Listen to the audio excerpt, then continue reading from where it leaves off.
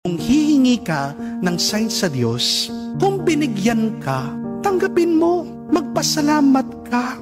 Kahit na anong ibigay sa'yo, yan na yan. Paniwalaan mo, sundan mo yan. Minsan kasi, may binibigay pong sign ang Diyos sa atin. Ang tigas ng ulo natin, pinipilit pa rin natin ang gusto natin. Di po ba? Kamukha po nung isang kwento tungkol sa isang lalaki. Hindi po niya alam kung anong gagawin sa kanyang buhay. Nagdadasal daw siya. Sabi niya, Lord, magpapari ba ako o mag-aasawa? Bigyan mo naman ako ng sign. Nakakita po ng piso, no? Naglalakad. Sabi niya, Lord, itatapon ko yung piso. Kapag nahulog yan, kara, ibig sabihin mag-aasawa ko. Pero pag tinapon ko, nahulog, lumitaw, krus, ibig sabihin magpapari ako. So ginawa po niya, tinapon, ikot-ikot, itong piso, nahulog, anong lumabas? Krus.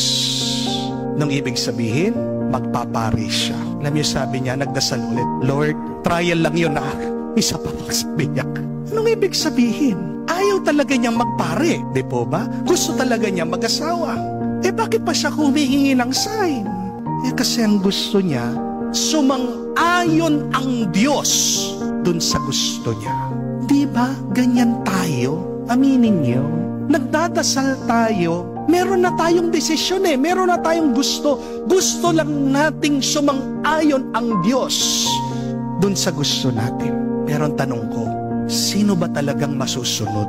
Ikaw o ang Diyos? Kapag sinusundan mo ang Diyos, ang tawag dyan, kabanatan. Kapag sinusundan mo yung gusto mo at hindi ang kanyang gusto, anong tawag dyan? Alam nyo, kasalanan. Di po ba? Pero nagkakamali tayo madalas. Dalas, nagdadasal tayo kapatid, kasi gusto nating makuha yung gusto natin, hindi ang gusto ng Diyos. Hindi po ganyan ang panalangin. Kapag nagdadasal ka, dapat makuha mo, maunawaan mo, maintindihan mo ano bang gusto ng Diyos. Amen?